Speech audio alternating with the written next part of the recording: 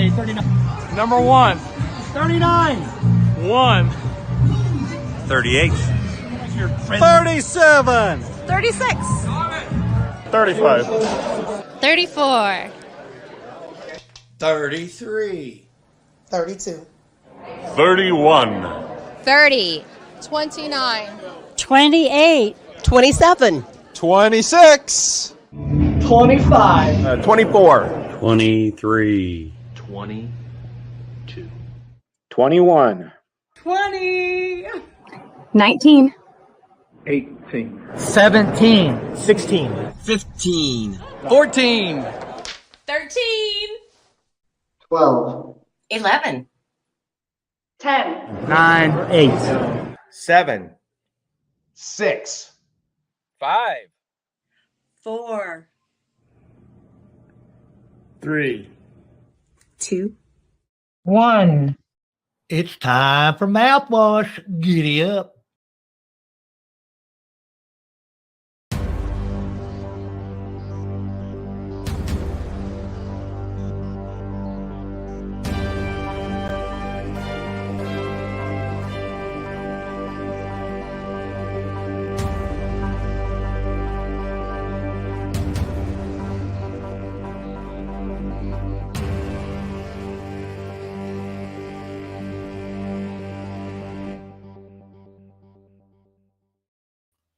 Hi, and welcome to the Mouthwash Talk Show, a minty fresh take on politics and the fastest growing show on the internet.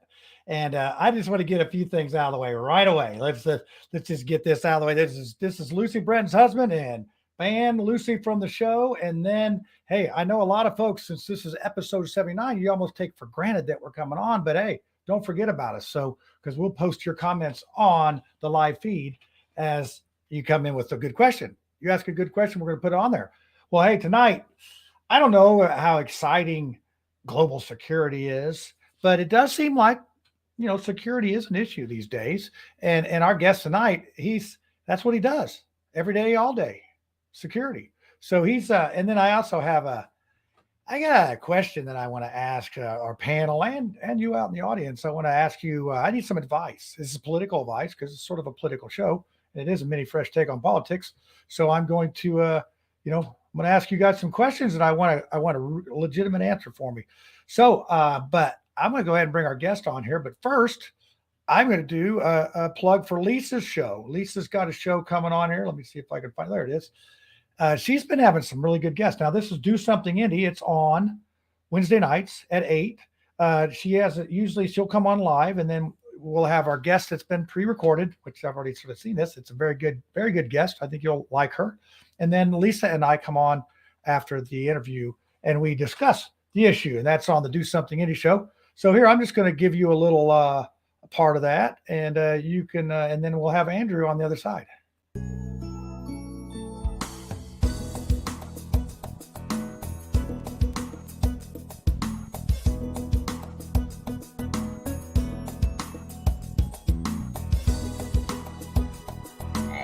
So you might say, how does this fit into criminal justice? Well, let me tell you. So when an individual is incarcerated, they are stripped of all of their independence, their ability to make choices. Everything is chosen for them, right? They lose their autonomy. They lose their sense of self. And so how OT fills that gap is we help these individuals figure out how to make choices again, how to gain back the autonomy and that self-worth, and how to figure out how to live their life. All right. That's just, that's actually, I think a TikTok video she did. And you know what? She lives about three or four blocks from us in the neighborhood, Mars Hill. And we are actually working, we're going to work together on an addiction recovery house and re-entry house here in Mars Hill. So, like I say, the harvest is plenty and the labors are few. So hopefully you'll tune in and listen to that and see if you can learn some more about how that works. But she's a very talented young lady that is passionate about her work, wise beyond her years. So on to the business at hand here.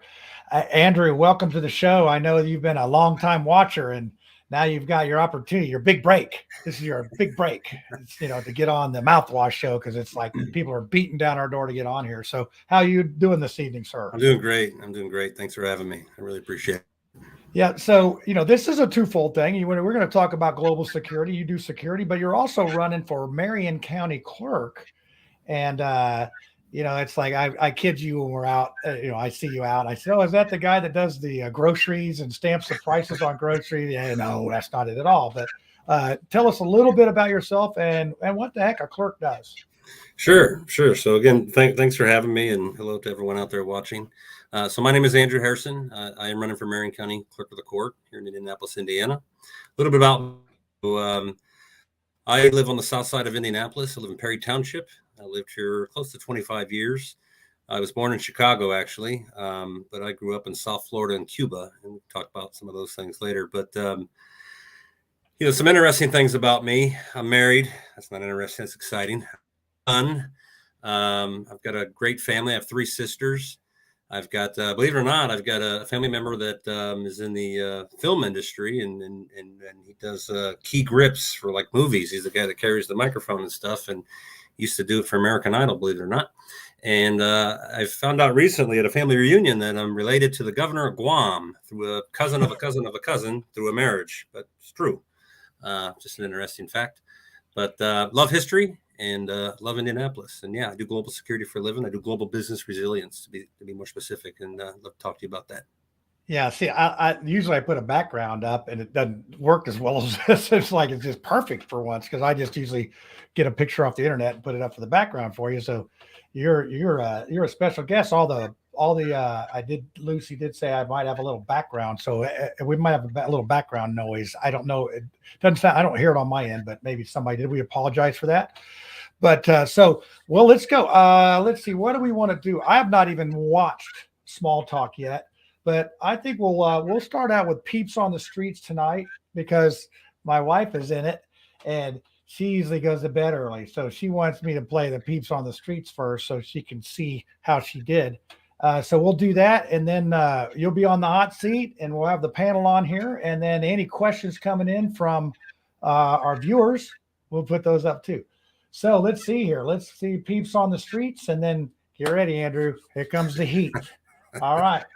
This is John Schmitz for the Mouthwash Talk Show, a minty fresh take on politics. And I'm down here at German Park on the south side of Indianapolis, and we're going to do the Peeps on the Streets down here. And hopefully these folks can answer these silly questions I'm going to ask today. All right. I'm here with an unusual suspect. This would be my wife, Lisa Schmitz. And I'm going to ask her the Peeps on the Streets question. And I don't know these ahead of time. No, that's part of the thing. You don't know the questions. How much faith do you have in our government right now? None. Wow. Okay. Do you think that we are suffering from voter fatigue? We have too many primaries, too many votes. Would you like to see less voting, or more? It's hard to answer the less or more question, because I think it depends on what it is you're talking about. But I do think we have voter fatigue. And I do think that people don't trust the voting system. All right. So what would be your number one issue with the government right now? What would you like to see them approach or handle or do right? My biggest problem with government right now doesn't address what you said after you asked me the question, but I had an immediate answer. The double standard. I am tired of double standards. It's good for thee, but not for me. Yes, and what is good for the goose is not good for the gander.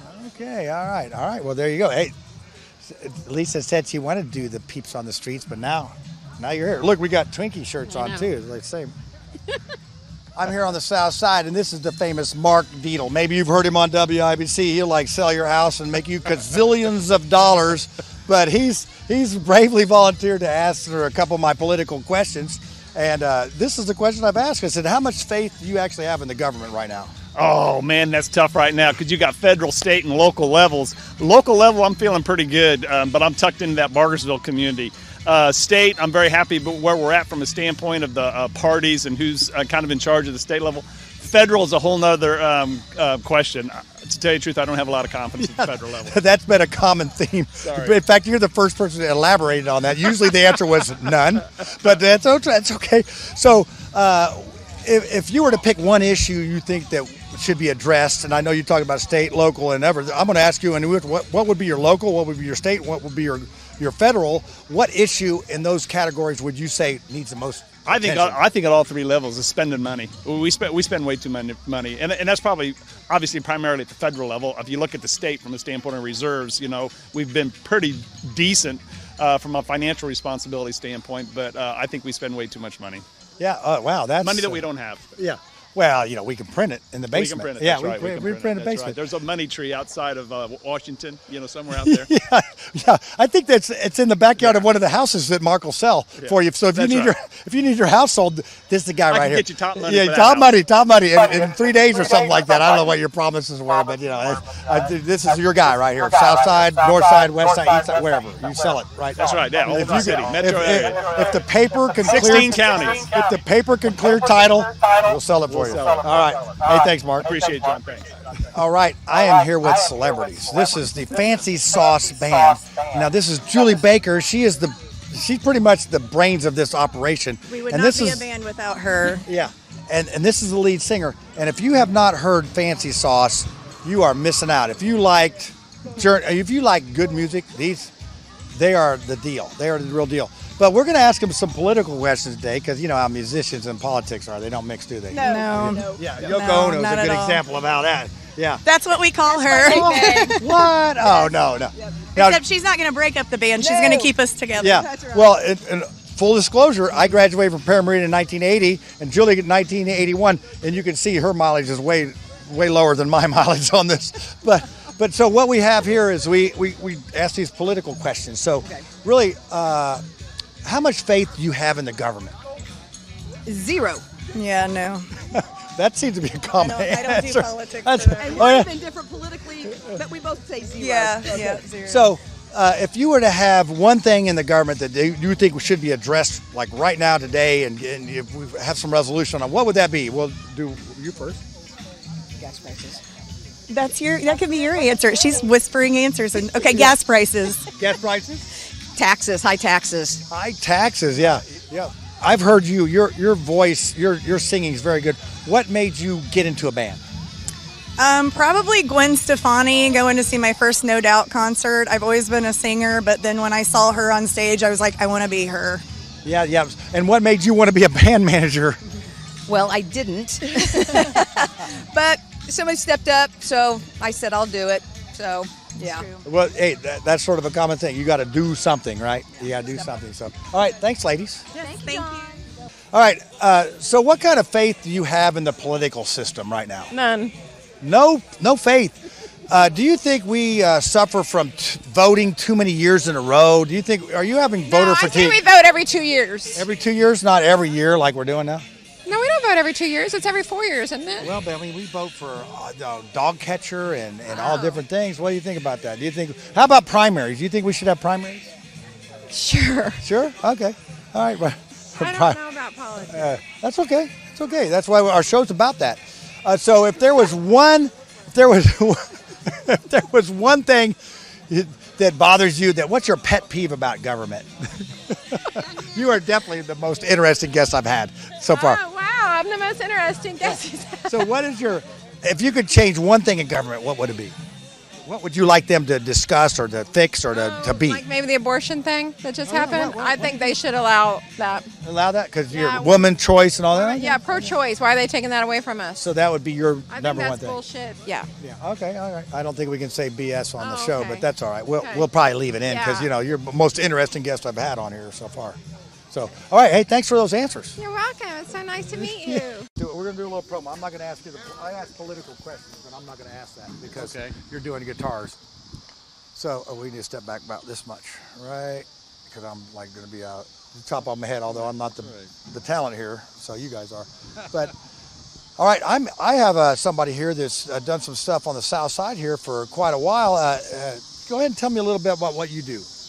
Well, we're Reinhardt Guitars. We were established in 2009, and we're a custom guitar builder. We do restorations, setups for local bands and musicians out of our home by appointment only in the evenings and weekends. All right, now you're the guy that does the work, right? And I can see your salesperson here. It's like she's quite sharp. So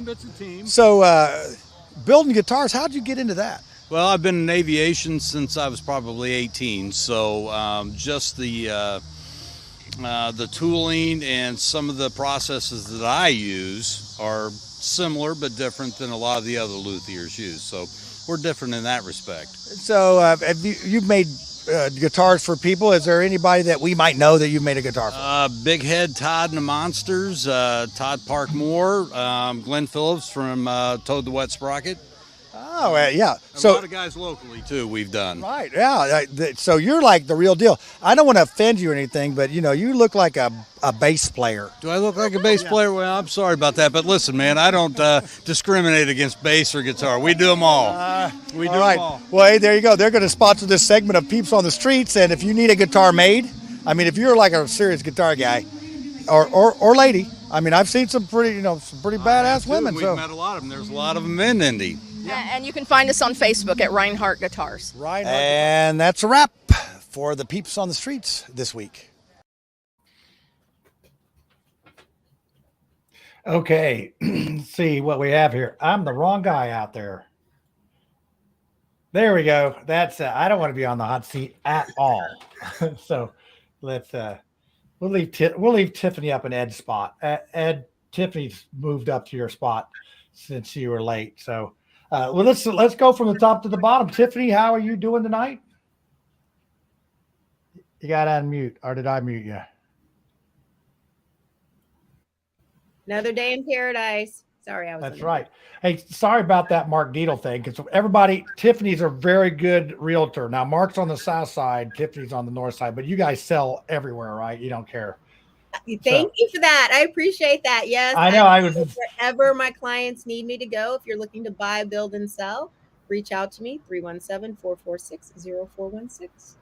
All right. Man, we just like loaded down with realtors. And if you need creative financing, our next panelist, Lucy, she's supposed to be helping me with my 401k on how I can get in trouble in the rental market. But yeah, I didn't see that email. Actually, what I would recommend that you do instead, John, is do more creative financing.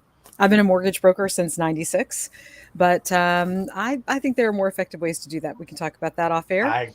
I will not give out my phone number. I've got too many haters. I got death threats when I was running for Senate. So if you don't know my phone number, you're not going to get it. Yeah, well, wait till you see my question. Wait till you see my question tonight about what I need advice for. So Ed, I see you rushed in. I get a little message from Ed about 8:59. I'm just now getting home, but look at you. This show is so important. You weren't even late. I would have shaved, but I was running late. So is that he just from this morning? Home. He was. Is that just from this morning? What, downstairs? Yeah, that was just from this morning. Well, I can feel the love tonight, Andrew. You're there, feel a little spunky. But I'm going to start with the questionings tonight before we get to you. Okay, so this is a sort of a dilemma that I'm having, and you're into politics. Lucy, you've been into politics. Ed, you haven't. We've all been into politics. So, and we've run against a person. So this morning, I decided to send my representative, I'm not going to mention a name, another one. I've called and talked and no response, no anything forever. So I see this person tonight at National Night Out. I'm like, I even forgot about that, but I had to go to make my little stops and, do my thing. And he refused to even speak to me and just sort of put his hand up and walked by. Now, I am not gonna lie. I'm like really irritated because I'm still a constituent. We're still doing stuff here in Mars Hill, and I still need help from my people that represent me. So my question is, what do you do? And I'm going to start with Andrew because, how would you handle this? I mean, it's like it's just beyond. Yeah, this is the third time he's basically ignored me face to face and has never called me back in 6 years. So what do you think? Yeah, the short answer is let's do everything you can to get him voted out. But in actuality, take the high ground.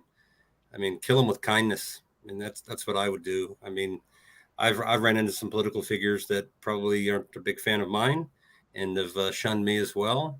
And, I'm not going to stop to continue to try to build relationships with them. I'm going to continue always to take the high ground and kill them with kindness. I mean, sometimes love I am and quite a kindness bit prevails, taller. believe Is it or that what not, you're talking still in about? this world. I'm sorry. I am quite a bit taller than him. Does that help? I'm Yeah. like that much more. So Yeah. Ed, you can't change things beyond your control, right? You can't change people. yeah, I know. It's just. Oh, you want to go, Tiffany? Go. So what did you want to talk to him about? I'm trying to start a recovery house here. I just want to talk to him about Mars Hill. And actually, I wanted to talk to him about the abortion issue and see what was up with that. I just want to talk to him. I've tried to get a hold of him and try to have a conversation with him. I've invited him to education stuff. And it is just, I don't get it. I don't understand why, if you're a public representative, why you can't talk to everybody, even though I am running against a guy. I get that. But you can at least have a civil conversation. To me, I'm like, the Jungle Book, the Brer Rabbit and the Tar Baby. I'm pretty much feeling like Brer Rabbit right now. It's like, man, it's just so frustrating because we need help in our neighborhood.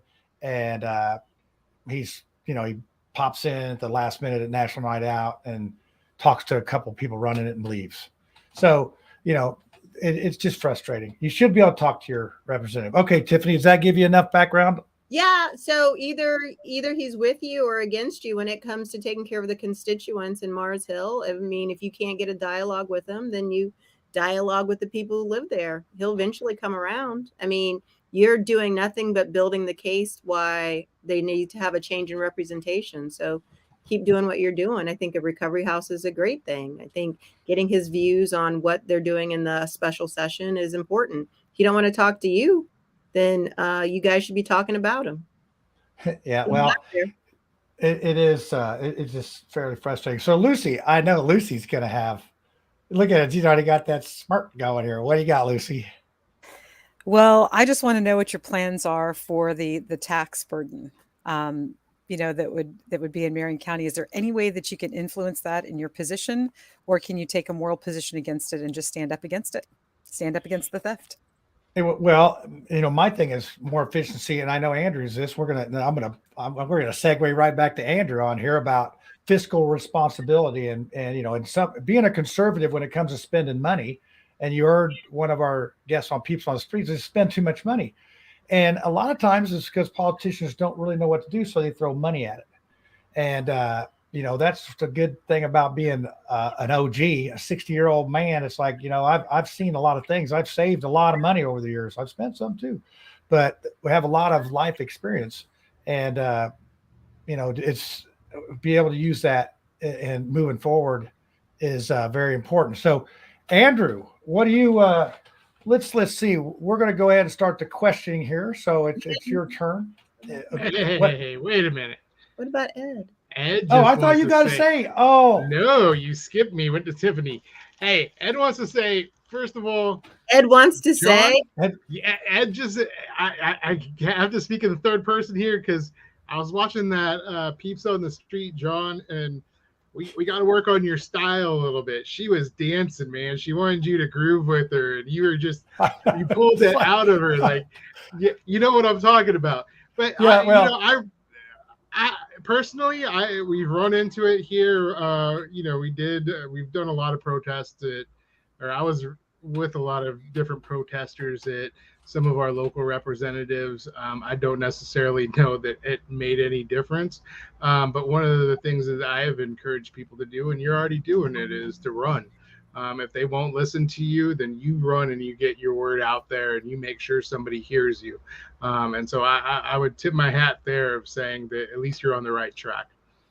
There you go. Read that comment from Lisa. She literally was ready to come over there. Lisa wasn't going to let her man dance with some other woman. I was just like, it was just, okay. It just caught me. Well, you could tell I was not real comfortable with that. Dude, she was doing the bounce too. Oh, yeah. Hey, I was like, she was just just answer the question. I don't know a lot about politics. Oh, shucks. We vote? Yeah. Oh, dear. Come on. You're making me turn red.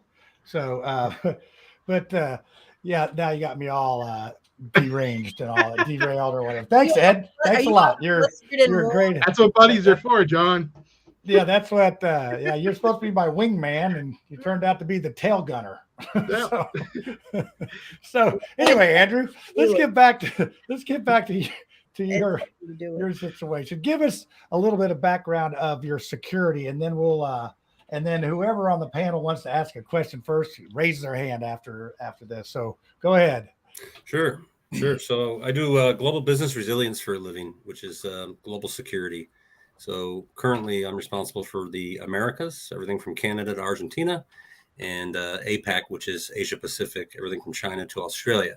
So what I do every day, day in and day out, is I make sure that I try to do my best to make sure that things don't happen. I try to I'm like a preventer, right? And so I focus on physical security, travel security, crisis management, investigations, a little bit of cyber, I just lost my train of thought. But so I do it for a Fortune 100 company, and I have about 75,000 employees in my 2 regions. So I take my job very, very seriously. Every day is a different day. It can go from 0 to 60 very quickly. It could be a day of conference calls to some very, very, very serious events. So I have a team of folks that work for me around the globe. So I'm a people manager as well. So I've got folks, from Canada to Mexico to the Philippines to all over the world that work for me. So, and I'm responsible for matters on top of that. So, I'm sorry. I was coughing. I'm so sorry. Oh, excuse me. Yeah. So, I do global. That's what I do for a living, and I've been doing it for a long time. It's all I know. I kind of grew organically in the security industry. Believe it or not, I started off as a security guard. So I know what it like. I know what it's like to kind of start at the bottom and work hard, and nobody gave me anything. I worked for it. Worked my way all the way to the top. And now that I'm here, it's hard to stay there, right? It's a tough world out there, but learned a lot along the way. Like I say, I got my PhD in security. Worked in so many different industries. Again, right now I'm in the tech space, but prior to that, I was in the supply chain industry for 12 years. So I've been in the tech space for about 7 years, 7.5 years. And prior to that, I was in the supply chain industry for 12 years. So learned a ton, and got a ton to offer and a ton to bring to the table. A ton of best practices. All right. So who's the first question on our? I knew Lucy. Lucy, go ahead. No, actually, I love this. That is absolutely amazing, because like one of the main things that you should be if you're going to be in government is completely skeptical. And you've seen so much untrustworthy stuff. I bet your BS detector is really high. So yeah, exactly. Is that because I'm BS and you detecting? No, save it for Ed. Save it for Ed. Save it for Ed. So my question is, what? Yeah, now we're all going to have like this. So you started a trend, Andrew. So my question is, what is like the biggest thing that you're seeing in cybersecurity? What should people be looking out for that might catch them by surprise? Yeah. So again, I don't focus on cybersecurity every day, and I don't want to speak, the whole time here on cybersecurity. But I would say, ransomware is a big deal, right? Phishing is a big deal. Malware is a big deal. Those are things that we should be focusing on. I mean, when I was in charge of a cyber SOC at my last job, I'll turn the air up in this room. At my last job, it amazed me that how many times our network was potentially attacked. I would leave the office at 5 or 6, and I'd come in the next morning at 8 a.m. and some actors around the world, many of them, probably thousands of them, had tried to penetrate. This is a Fortune 500 company at the time. Tried to penetrate our network thousands, tens of thousands of times throughout the night. There's different layers of security, and nobody would wake me up until it gets past layer 4 or 5. Right? There's different apparatuses and different catch nets and whatnot. But yeah, so those are some things that I would focus on in those areas. But everything's really about preventing, disrupting, and responding is really what it all comes.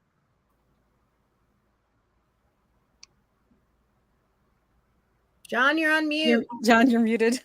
Hey, let me go ahead and take over the show now that John's muted. I had a cough. I'm sorry. How do you know that you've been attacked? I mean, my computer doesn't tell me that, I don't think. I don't know. Maybe it does. It bleeds. Yeah, I mean, there's lots of different tools out there, and there's monitoring devices, and there's different ways that that you can notice anomalies within your network. Again, it's not what I focus on every day. I focus more on, building buildings and designing buildings and keeping our employees safe. But there's certainly warning signs when things are happening, and you look for, you pay close attention to what's going on in the world and different methods that are taking place with these actors, or these criminal actors around the world, and there's lots of lessons learned from those mistakes, and you want to make sure that you're not the next victim, right? So if you have any vulnerabilities, you want to make sure you shore those up and make sure that you're tight. Yeah, there certainly are. These are the invisible shadow dwelling people that it'd be nice if we had some way that we could, have a fingerprint on whoever it is out there. But I don't. That's just way beyond what I can figure out with computers. Look, Tiffany's got a fingerprint. Tiffany's the one that's trying to break into your. She's probably back there hacking right now, trying to get into your company. You got to watch her. I am not. There's digital footprints. She's crafty. Ed, what question? Because you work at a place where security, where people go in and out with stuff that maybe they didn't pay for or whatever. I mean, what do you have? You work at Walmart? Where do you work? We're not going to tell where he works. It's like we're not telling. It's this personal. But I do have to say I'm a little suspicious of Andrew, because John said he has time to watch Mouthwash before this episode, so I'm kind of curious. But besides cyber, man, like other threats, like we were talking, other threats that maybe even small businesses. Like I work with a lot of new up and coming small businesses that they don't know, and they don't have the money to really invest. Their money is seed money to take their business off. Are there any ideas or any things that you have out there that a local small business could use to help they protect themselves? Yeah, you want to have a solid framework that focuses on standards, people, process, technology. And for small to medium-sized businesses, you may not be able to afford all of those different areas. But you want to always start from the outside of your property, your perimeter, and kind of work your way in, right? And kind of put your bad guy or bad girl hat on and work your way in. And you want to have as many layers of security as you possibly can, right? So you want to have so many different kind of safety nets in place that if one fails, the next one will catch it, and so on and so forth. And if lo and behold, they make it through all of them.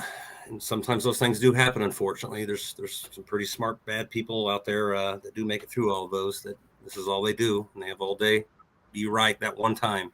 And I be right every time. So, I mean, I would look at your risk for your business, understand what the risks are to your business, what threats. I would do kind of like a SWOT analysis, identify what strengths you have from a security perspective. If you have guards, if you don't have guards, if you have cameras, if you have readers, if you have processes, look at weaknesses. It's pretty easy to identify things that you can probably say that we're weak at, or if we don't have cameras, or we don't have processes, or we can't control people coming in or out. Look at opportunities. There's sometimes some easy opportunities out there that people just overlook, low-hanging fruit, and go after those and plug those up pretty quick. And then identify what threats or strengths, weaknesses, opportunities. Identify what threats that you have. So I would do some research on your industry and find out what types of crimes. There's lots of different crime, what they call CAP index crime reports out there. You can geofence your area, and you can find out all the different things it'll populate on a map, within a certain square mile, and you can find out if there's a terrorist attack, chemical leak, bomb, robbery, cat found stuck in a tree, lost kid, whatever it is. You can find out all those things, and you can look at it from a micro scale to a macro scale, and you can really study that, and you can look at it from the last 90 days, 9 years, and you can do some analysis on that and say, these are the kind of problems that are going on right around me. How do I address those? That's how I would approach it. Yeah, I think that our Mars Hill has one big red dot on it. Just one. Yeah, I got 100 ideas for Mars Hill, but Well, here's one of our more serious questions from Dorn. Now he generally has some serious questions. He says alligators work for deterrent, but then he comes back and he gives you more direction only if you have a moat. So that's moats are real. They really are. They are real this day. I was in Sweden once, and we were designing a facility, and some of the Swedish security folks that we had said, we're going to build a moat around the facility. And I said, you're going to build a what? We're talking like, King Henry days, and we're going to build a moat around the property. This is a distribution center. We're like, no, I'm going to fly over there and see what's going on here. And I understood the crime and the risk in the area. And yeah, we dug trenched up ditches and built moats and put in anti-ram posts and all sorts of things. And because bad guys at the time were taking chainsaws and just sawing off the bottom of dock doors and emergency exits. And basically, if you keep them giving away secrets to bad guys, I should probably keep it easy here. But yeah, really. If you keep the contact point together and it doesn't break, it doesn't trigger an alarm. So you just saw off the bottom and you just climb right underneath and you're in, right? So how do you prevent some of those sorts of things? You've got to have very, very expensive steel doors, and they look ugly. They're not, cosmetically, pretty for a corporate, environment. It's hard to find that balance in security, right? If you talk to security folks, we'd like to build Fort Knox, right? But we'd like to have tanks and the National Guard out in front of every facility, but that's just not reality. That's just not realistic for every environment, right? You can't have that. Yeah. So, Tiffany, go ahead. So as you're talking about, what kind of security measures fit in different environments, with what's going on with school shootings and trying to make our schools more secure, and with your background, what would be like a couple of things you would suggest to kind of harden our educational facilities for our young people who tend to be prey right now for people who want to harm them?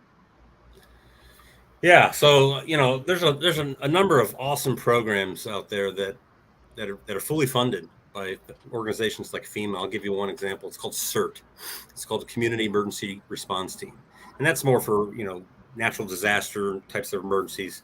And it's fully funded and paid for by CERT. You get 40 hours of free, really cool training, and $500 worth of backpack gear, and they teach you everything from how to seek shelter, how to triage an incident, and it's kind of after the fact, but during kind of an active shooter type environment. So there's been a major shift in the security industry. The old run, hide, fight, that's still good. I'm not saying don't ever run, hide, fight. Those are still good things. That's the TSA tagline, run, hide, fight, right?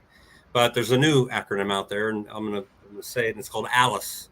It stands for Alert, Lockdown, Inform, Counter, and Evacuate. And it's always important to say it's not always in that order.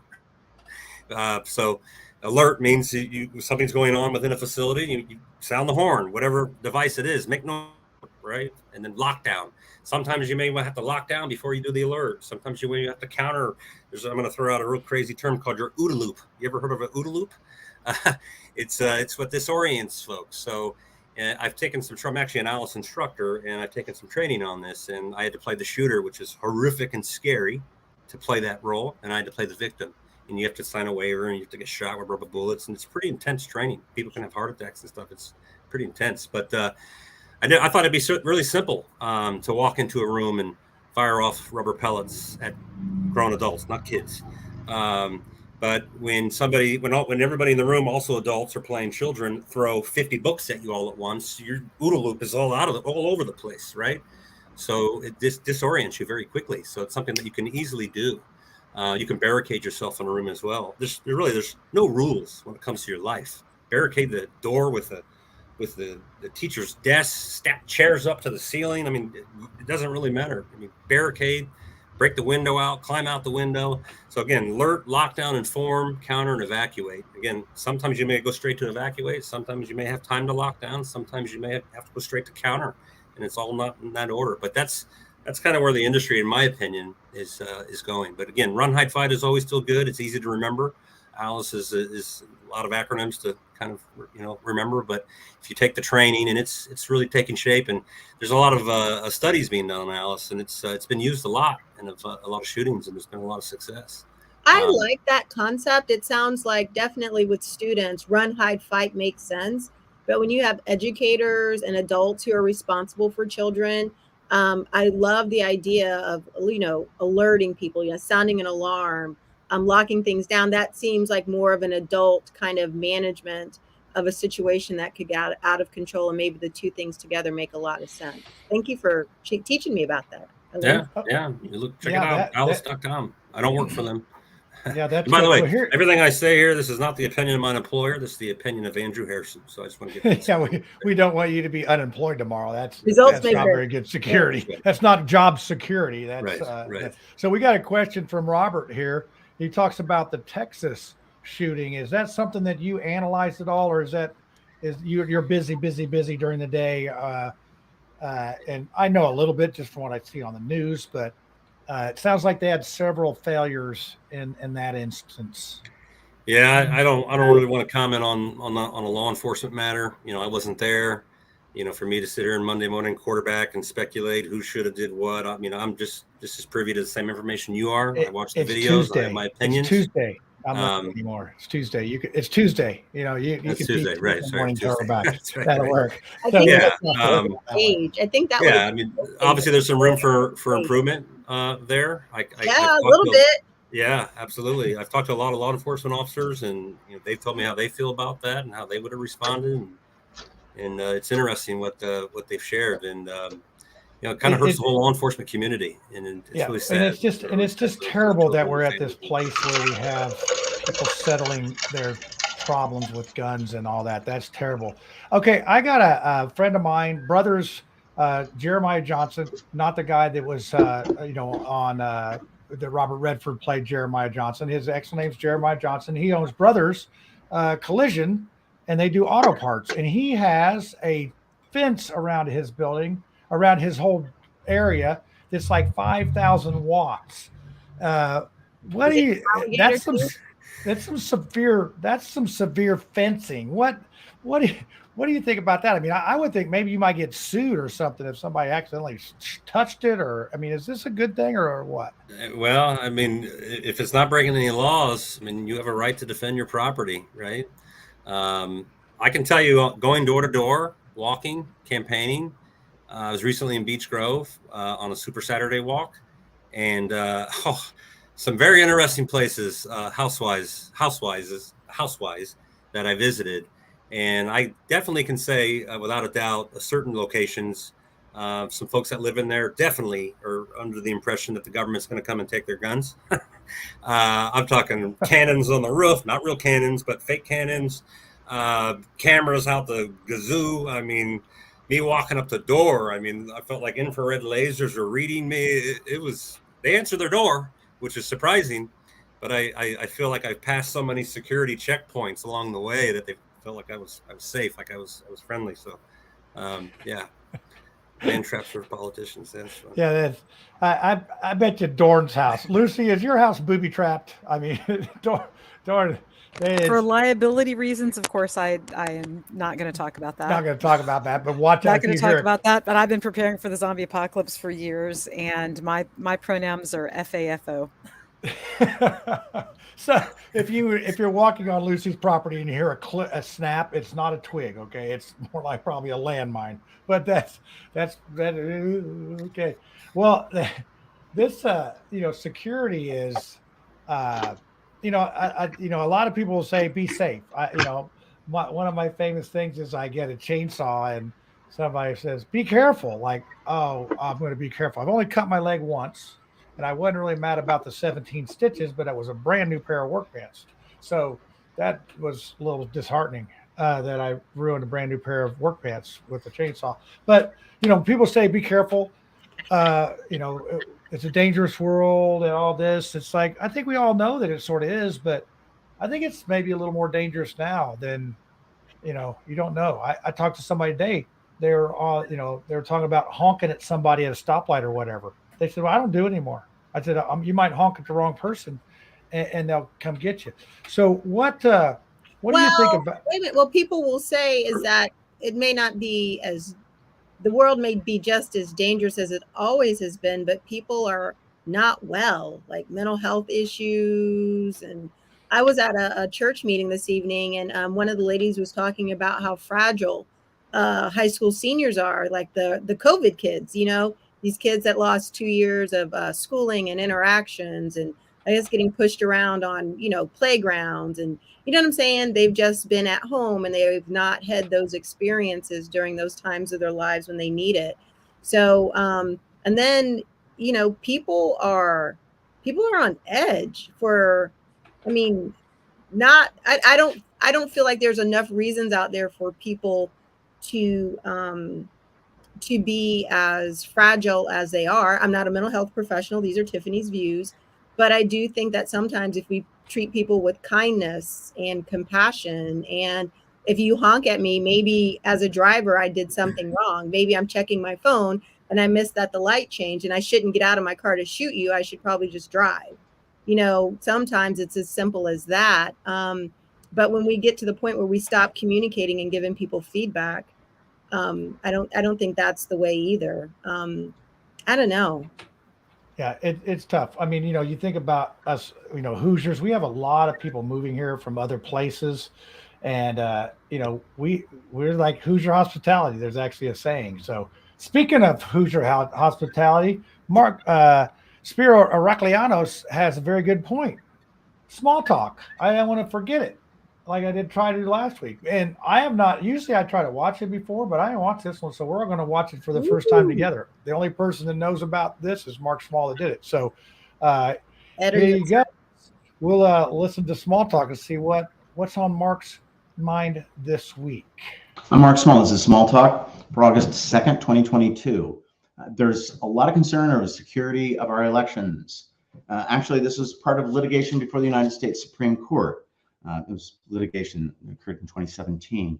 And the thing that happened was there were people who had petitioned for a writ of mandamus with the United States Supreme Court, claiming that there'd been a violation of Article 4, Section 4 of the United States Constitution, under which the country is supposed to be secure from invasion. Every state is to be secure from invasion. Actually, there were two cases that were filed. The allegations were based upon statements that individuals made that Russia had invaded the United States. Cyber invasion, guess what? It's the 21st century. The Pentagon spends billions of dollars in recruiting people, and they emphasize how much you can learn on computers. Why? Because of cyber warfare. Recently, Ukraine has done a lot better than Russia has because they've used cyber warfare to hack into Russia's computer systems. The allegations in the cases that were brought before the Supreme Court were that Putin of Russia attempted to influence the outcome of the 2016 presidential election, and that Russia had been prepping for that for a while, about a couple of years. Statements that were in support of the petition that were cited were from the individual who occupied the White House from 2017 to 2021. Hey, Russia, if you're listening, yeah, get our emails. That's aiding and abetting an enemy of the United States, or giving them aid or comfort. It's also called treason. Vice President of the United States said, of course, Russia tried to hack our system. They tried. Well, actually, they did. Paul Ryan, Speaker of the House, acknowledged that they had. So they did. And for whose benefit? An individual who was able to take that office because about 40,000 votes in 3 or 4 states were swung that way. The only insecurity we had in the 2020 election was from individuals trying to vote for Trump illegally. Otherwise, there wasn't any problem with the elections. They're the most secure that we'd ever had. So, what do we learn from that? We don't hire the burglars and say, go ahead, see if you can get in this time. What we do is we realize we have to make sure people can vote, because people have fought and died for that right. And we have to make sure that we're secure, and we can do that and not turn it over to the burglars. In fact, if treason was committed in the course of the 2016 election campaign, then any such individuals should be charged and tried. And the punishment for treason is death. I'm against the death penalty. The person that occupied the Oval Office from 2017 to 2021 isn't. This is Mark Small, Small Talk for August 2nd, 2022. Peace, love, freedom, happiness. Nana, nana, may the force be with you always. I saw the cat in the background. I think I saw the cat in the chair. I think we got, but the cat is missing. I think Dorn picks it up. And so Andrew, Mark loves his cats. In fact, his two last cats lived to be about 17 and 18 years old, and had a wake and a funeral and big ceremony for their deaths. So he gets 3 new kittens. So this is our 78th or 79th episode, and Mark's been on Small Talk for quite a few of those. So at first, the cats would jump on the keyboard, they'd be all over the place, and then all of a sudden they disappeared, which got on Dorn's radar and Spiro's radar, and they were worried about these cats. So I think Mark needs to show all 3 cats, because they were talking about some Asian recipe that had cat in it. And so anyway, that's how that went. It's almost like one of those things that you find in a magazine. It's like, can you tell, like, where's the cat or what's missing from the picture? Or the Weekly Reader.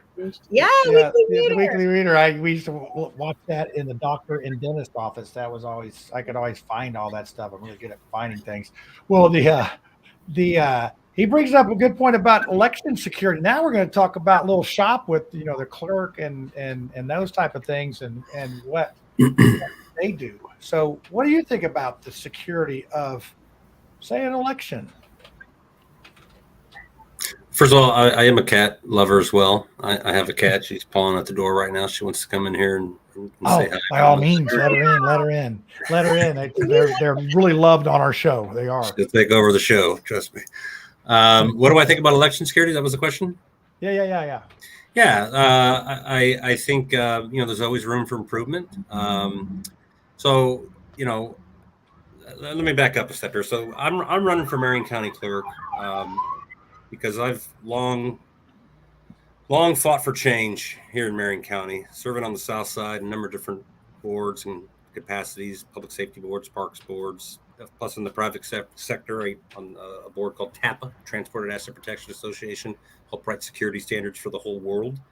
I'm not happy with the direction that the country's going. I'm not happy with the direction the county's going. I'm not going to sit here and tell you that, I'm an expert on what happened in 2020. I'm not going to really speak on that. Biden's our president, and it is what it is. That ship has sailed, right? Am I going to tell you that we are not immune to threats? Absolutely not. There's room for improvement. We do have vulnerabilities. We certainly have vulnerabilities, and I can certainly rattle off a few. I'll give you a couple examples of things that I see from the outside looking in, just on my research. Excuse me. And some of my research also is from spending some time in Knox County recently, where Vincennes is at the clerk of the court office there, and in Allen County, in Fort Wayne, second largest city in Indiana. Spending some time at the clerk of the court office there. So a little bit of comparative analysis in terms of scale and size of operation. Learned quite a bit there. But, some things that concern me, I'll rattle off a few things, is the provisional ballot. That's one thing that concerns me. You guys know what a provisional ballot is? But do tell. Okay. Well, I didn't know what it was until I started running. Again, I'm doing a lot of homework here. I'm laser focused here, researching, thinking everything about all things clerk role, election role, related, among many things. But a provisional ballot basically means you show up to vote. They can't really validate your identity, and so they let you vote anyway. Now, it is your constitutional right, and I'm a firm believer, and everybody should have an opportunity to vote. Absolutely. But your credentials aren't quite right that at the time that you're presenting them, so they're going to go ahead and let you execute your constitutional right and vote, and I kind of figure it out later. My question is, where does all that later stuff happen? Who's watching? Who's monitoring all that later stuff? Is it bipartisan later stuff? There's an election board. It is bipartisan. That's fact. I don't see anything coming out of those election boards. I've read a lot of those meeting minutes. I can tell you that there's a lot. One word I can tell you I cannot stand is proxy. Proxy. I cannot stand these elected officials that are supposed to be doing their job. And I understand you have an emergency, your kid's sick, or you can't show up. But that's every once in a while. It's going to happen. Life happens. Do your job, right? If you've been elected, show up, fulfill your commitment. And I can't stand, especially around election time, you would think around primary time, everybody be present and accounted for. No. Lots of proxies. So that's one thing. Provisional ballot is you can come vote. We'll figure it out later. That bothers me. Here's another one that bothers me. The traveling board. You familiar with this? No, do tell. Yeah. This one bothers me a lot. And I've got firsthand, I use words like intelligence in my vocabulary, firsthand intel from actual folks that are part of this traveling board. And this bothers me a whole bit. So basically, the city of Indianapolis, with our tax dollars, uses taxi cabs. That's right. Taxi cabs to go travel out to voters that can't vote because they're ill, elderly, sick, whatever the reason is. Again, they deserve the right to vote as well. I'm not debating that. They do. Sometimes you got to bring the vote to them. Everyone should have the right to vote, and you need to make voting accessible. Absolutely. But taking a taxi with a R and a D, supposedly, who's watching, an R and a D, what if the R's sick that day? I don't know. Hopefully they got a backup, or the D's sick that day. Hopefully they got a backup. But they both go out to the old folks' home or to somebody that's sick or ill. And who's watching when they say, hey, tell me about John Smits? Nobody. I don't know. I don't know who's watching. Tell me about Andrew Harrison. Should I vote for Andrew or should I vote for John? That bothers me. Now, here's something else that bothers me. You cast your ballot, right? You place your vote. You show your ID. That part probably happens properly. The ballots go into the taxi cab. You would think it'd be some electronic, very secure device, right? I mean, granted, we are in a taxi cab. They go in a ballot bag, old-fashioned lock and key. I can probably buy a lock cutter and pop that in 2 seconds. And that cab, you think, would go back to the city county building immediately. Chain of custody. I'm a chain of custody guy, right? Immediately, straight back, documented from point A, B, C, D, dropped off. No. They go to their next stop and their next stop. So you're wondering what happens to the ballot bags while they're inside at the next place? Well, that's sitting in the taxi cab with Jimmy or Susie. Well, who's watching Jimmy or Susie? That concerns me. That really bothers me. So, I don't, I'm not saying that there's anything wrong there. That system's been in place, but that bothers me. I see room for improvement there.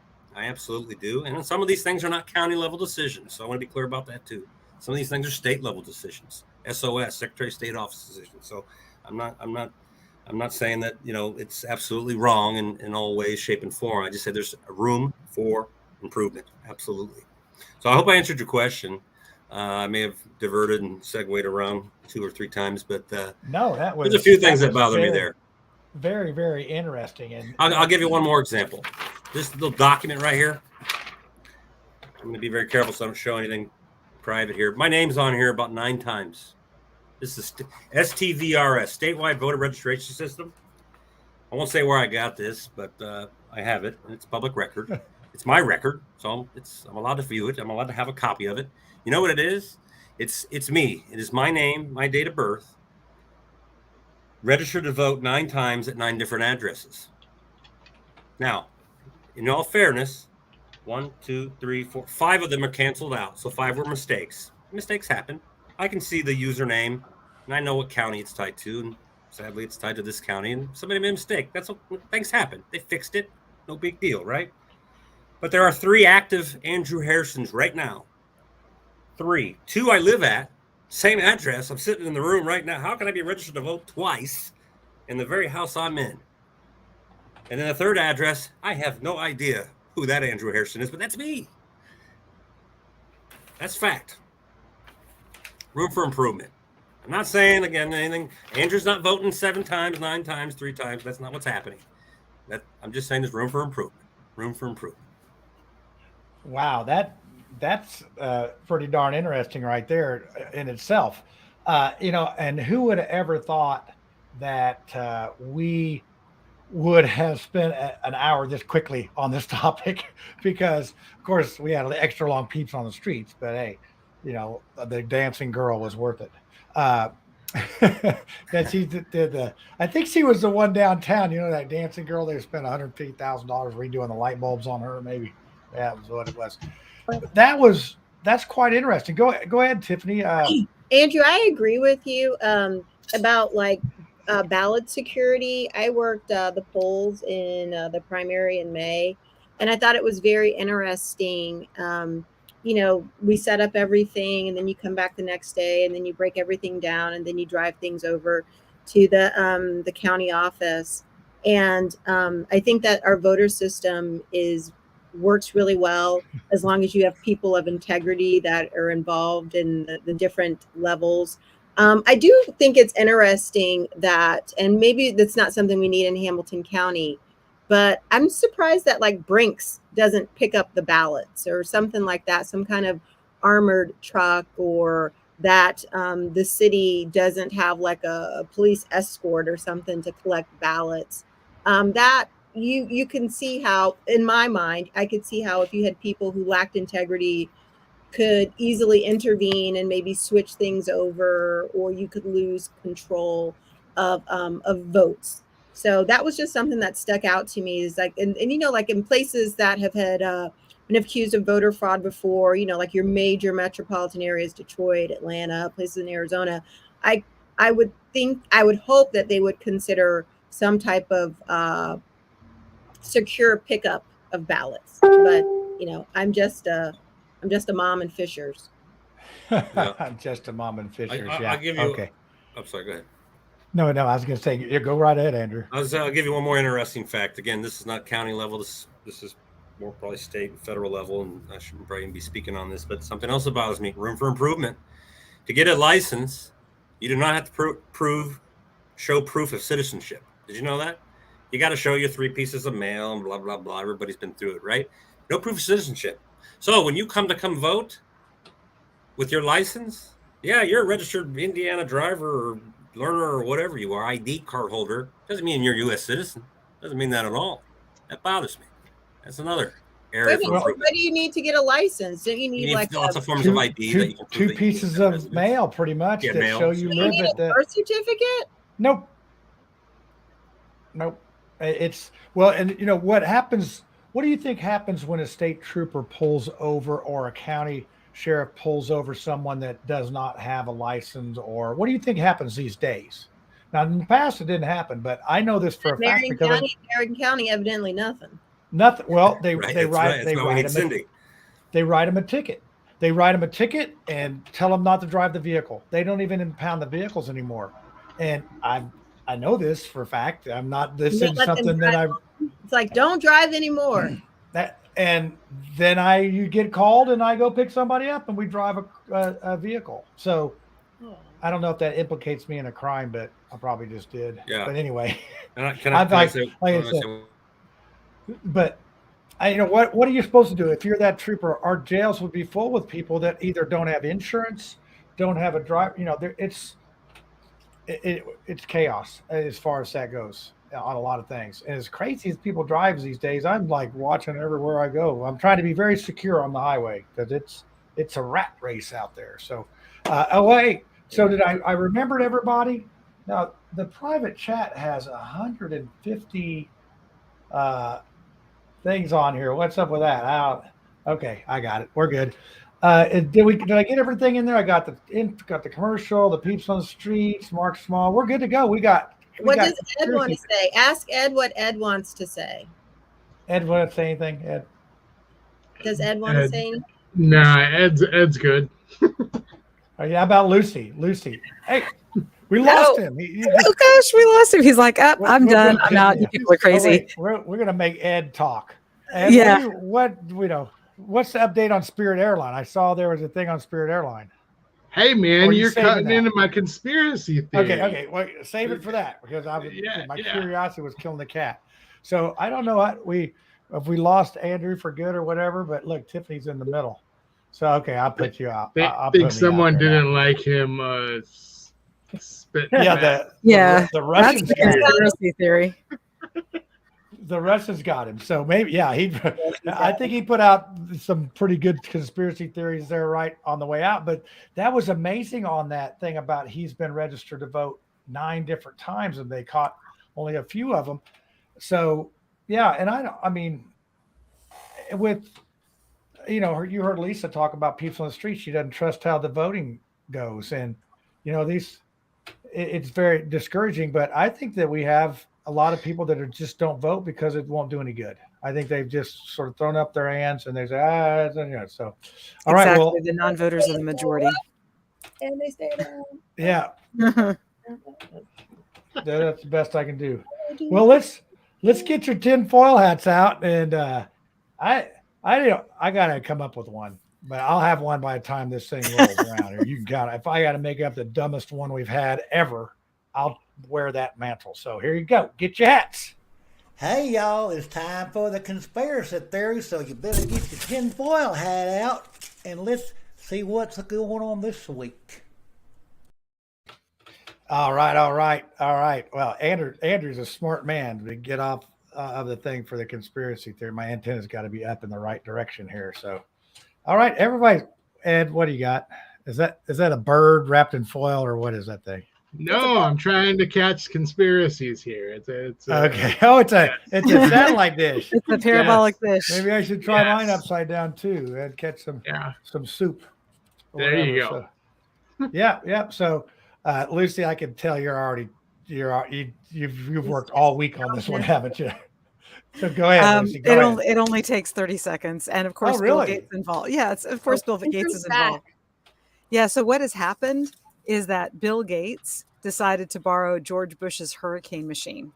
Only this time he's turned it into a flood machine. And so this is why we had all the floods in Kentucky and all the flood waters are there. And now it does tie back, actually, here's the conspiracy fact part. HARP, the High Altitude Resonance Project. It is possible to manipulate the weather. There have been patents in the United States back to the 1950s related to geoengineering. And as recently as 1971, the year that I was born, they really started to spray the skies pretty much every day. So at least in my lifetime, I'm a little bit younger than you, John, we have never seen a normal sky. But it is Bill Gates' fault that we're having those floods in Kentucky. I have a question.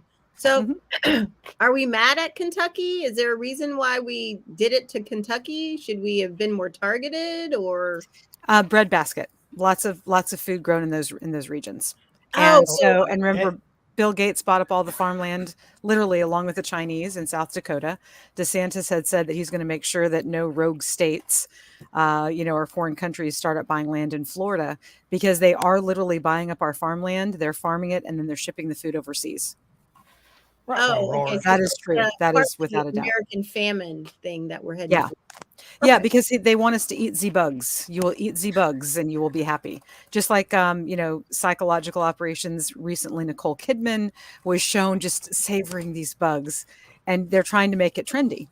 And now in certain places in the world, like Australia, my friends were sending me pictures of like mealworms, like with chili powder mealworms at the gas stations. And it's like, no, thank you. I'll take my grass. So if I can piggyback on Lucy's conspiracy theory, not that I have my own, but a lack of poultry and red meat can lead to a B12 deficiency. And extreme B12 deficiencies present as cognitive issues, cognitive confusion, cognitive delays, schizophrenia, neurological issues, confusion, just a whole host of things.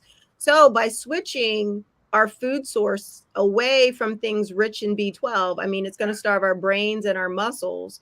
So thereby creating just a passive country full of people unable to think and defend themselves. Oh my gosh. So I have a Gates of Hell conspiracy Bill theory. Gates of Hell. They're trying to turn us into a country full of passive people who can't think or defend themselves. Yay, I did it! And I've got 79 episodes. How many episodes does that take? No, Tiffany's been on for about 59 episodes probably. So she did it. It's a breakthrough. You do need to know that fluoride makes you docile. My daughter said that. Yeah, fluoride does make you docile, and it calcifies your pineal gland, which is where your DMT is manufactured, which is known as the spirit molecule. If you don't have DMT, then you can't communicate with God.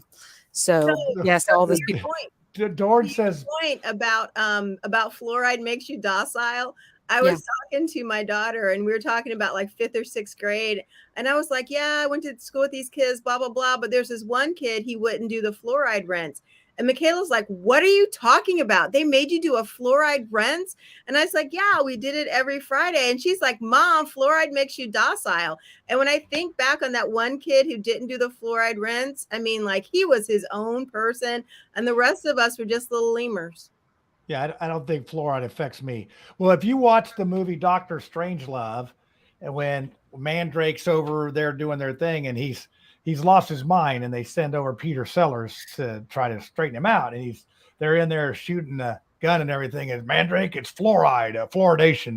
And this was 1961 that they were talking about fluoridation. And I'm like, just maybe they put that in the movie to be weird, but apparently you could learn a lot from Dr. Strangelove in 1961 about the Cold War.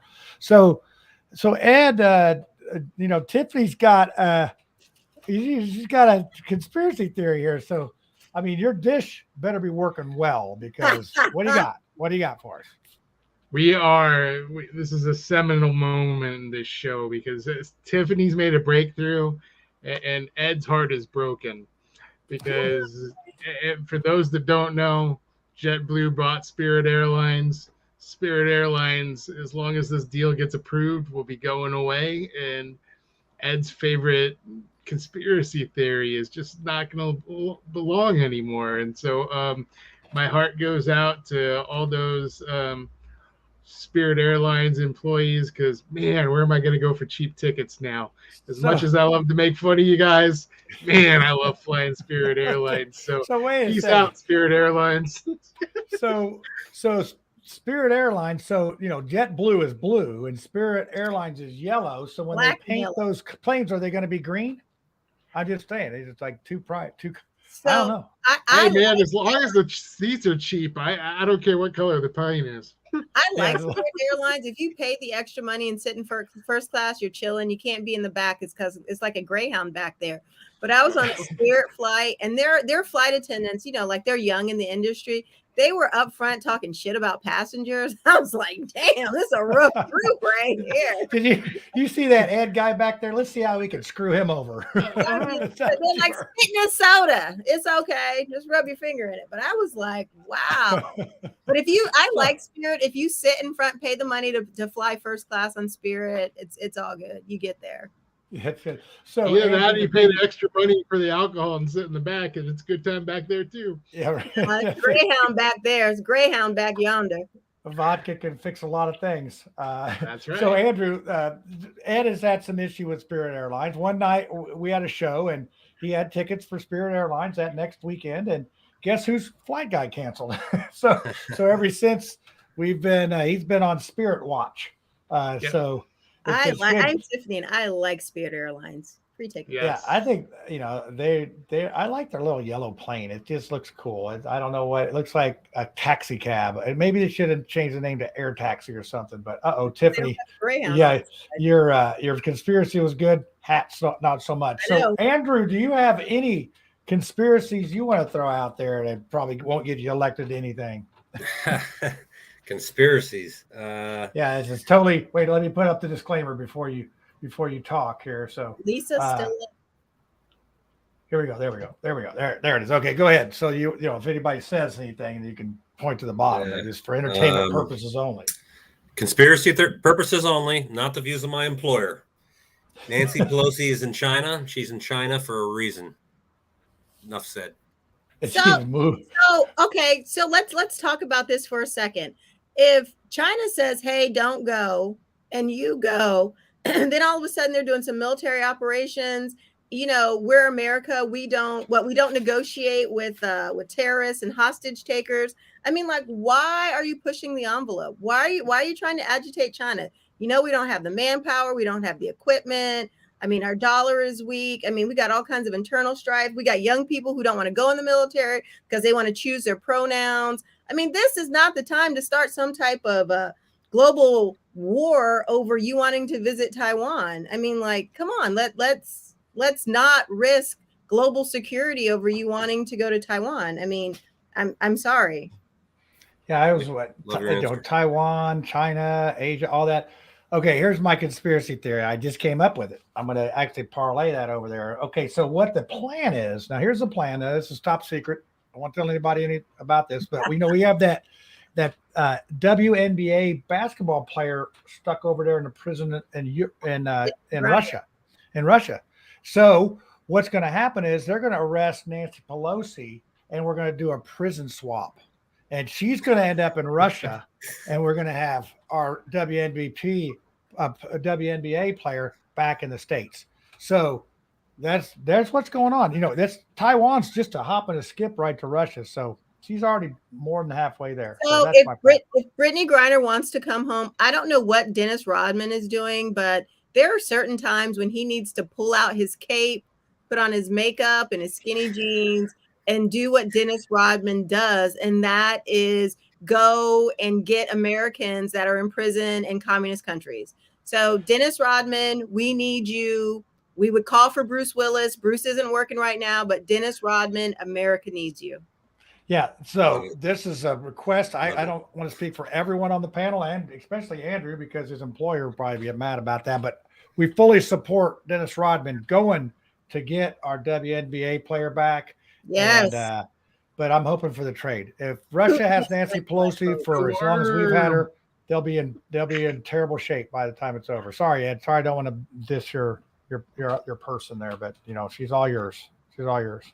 So cool. All right, everybody. Hey, this has been an interesting show for sure. We had dancing ladies. We've learned more about security than I feel unsecure because I'm not so secure. So I'll probably evidently. What's that? You need a moat. A moat. I do need a moat. And alligators and crocodiles. Whatever the difference is between an alligator and a crocodile, they both will snap you. So with that being said, everybody, let me find the ending to this fine show here, and we'll see you next week. Please get out and vote. Get out and vote. You gotta, not Cindy tomorrow. Randy, but Randy for sheriff, Barsha for recorder, Andrew for clerk, Tiffany Jeff Vila Moore for Secretary of State. Everybody just shout out a name. Pee Wee Herman for something. Right. Lucy for Empress. Yeah. Watch out for the landmines if you go down to visit Lucy. Okay. So, all right, everybody, we'll catch you next week. I'm trying to think what the topic is. Don't know, but we'll come up with another fine topic for you to do, and we'll dissect it and trisect it and break it down for you. So, and Angela all for right. U.S. Congress. Thank you. Yes. Who for Congress? Vote libertarian. Vote for your own freedom. Taxation is theft. Yep, we don't want theft. We don't want all that. I'm trying to find the button here. I got to get the button. All right, everybody, peace out. See you next week. Peace.